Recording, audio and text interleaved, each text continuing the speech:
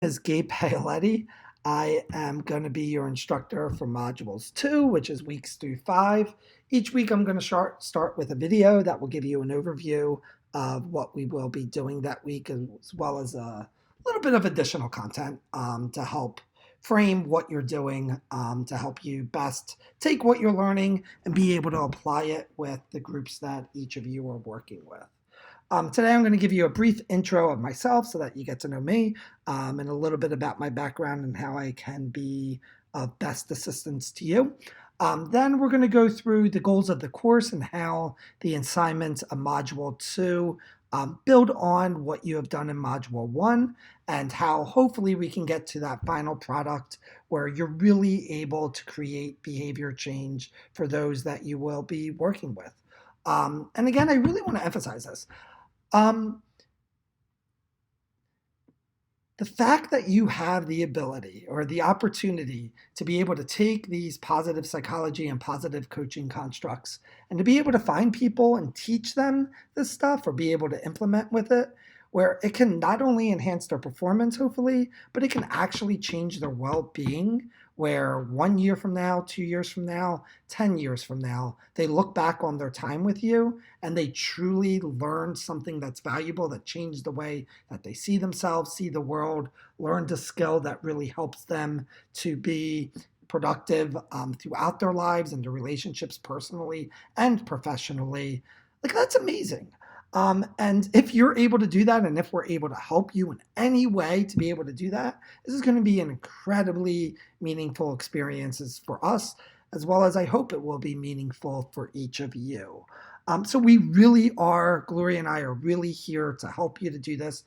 Gloria and I have a wealth of experience. We've been working on and off together for well over 10 years. We've met through work with the University of Pennsylvania.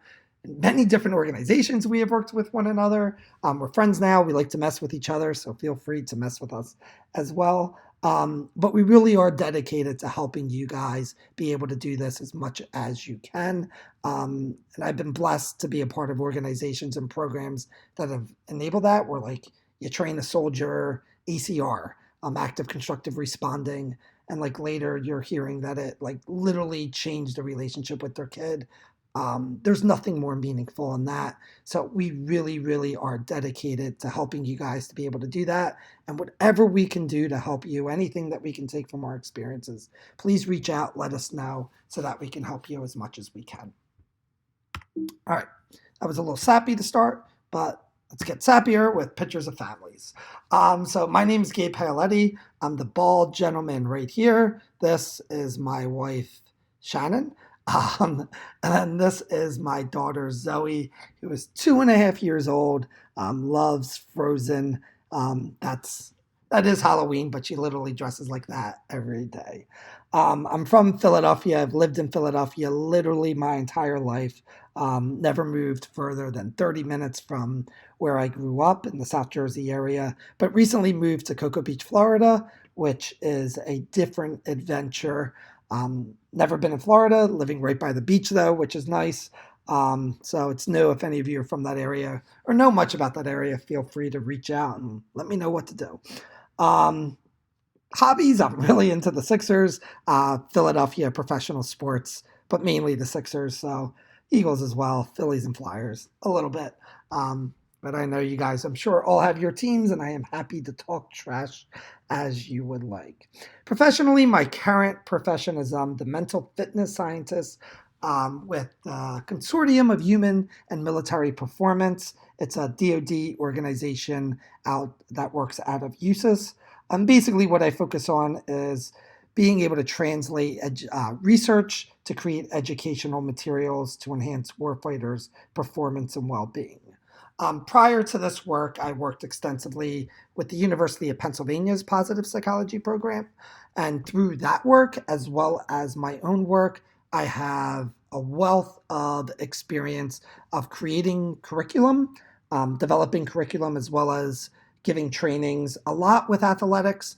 Through Penn, I've done a lot of work with the Oklahoma City Thunder and developing curriculum for them and implementing positive psychology through their entire basketball operations. But I've also done a lot of work on my own with either NFL teams, head surgeons, or different coaches, different athletes, MMA fighters, all sorts of groups like that. I also did a lot of work with Notre Dame's Play Like a Champion program, which is a character education program through high school sports. Um, Outside of that, I also have a lot of work. I know some of you aren't involved in sports or involved in coaching or working with entrepreneurs. I also have a decent amount of experience with businesses.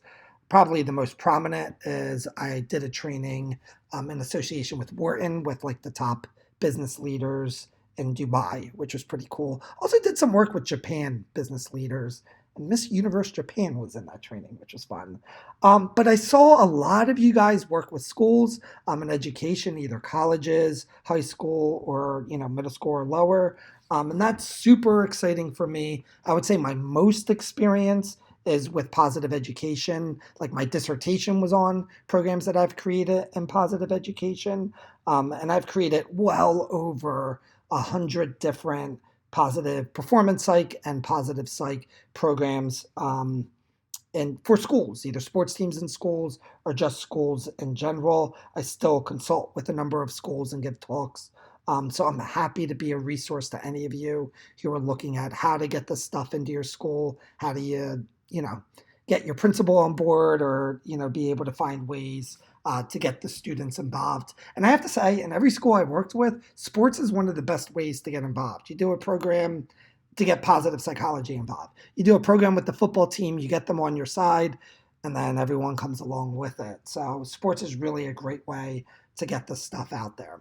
Also, it's like one of the main things that kids actually care about. So if you can help them with athletics, in which the reading this week will kind of talk about connecting to what they value, as well as this lecture, that will hopefully help you out. So again, anyway, any of my experience, feel free to read my bio, but happy to help you in any way I can. Feel free to reach out. All right, so what are we doing in this course? So this course is called Applied Positive Coaching, and I capitalized and underlined and bolded applied because I really want to make clear that that's all, at least I and Gloria care about. We really want to help you to be able to apply this stuff.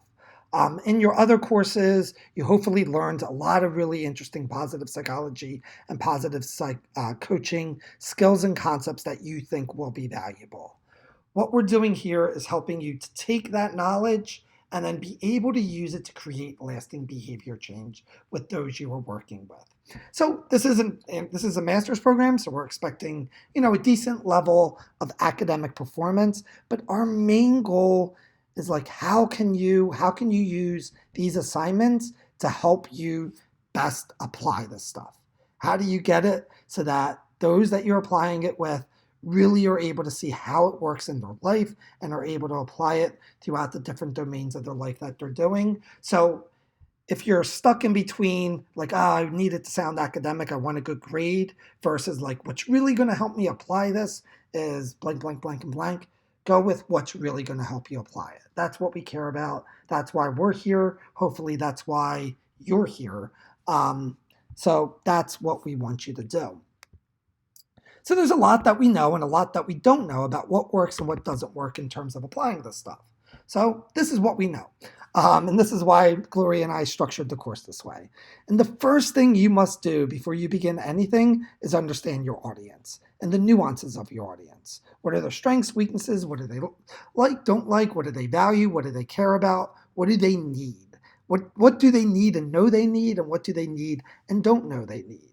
And without this first understanding of the nuances of your audience, then you're not starting at the right place. And where a lot of the application of positive psychology and positive coaching goes wrong is someone sees something that worked well with one audience and they just don't understand how it worked, don't understand why it worked with that audience or why the way it was presented in that way. And they just feel like, oh, I can just take that out and use this over here, and it falls flat.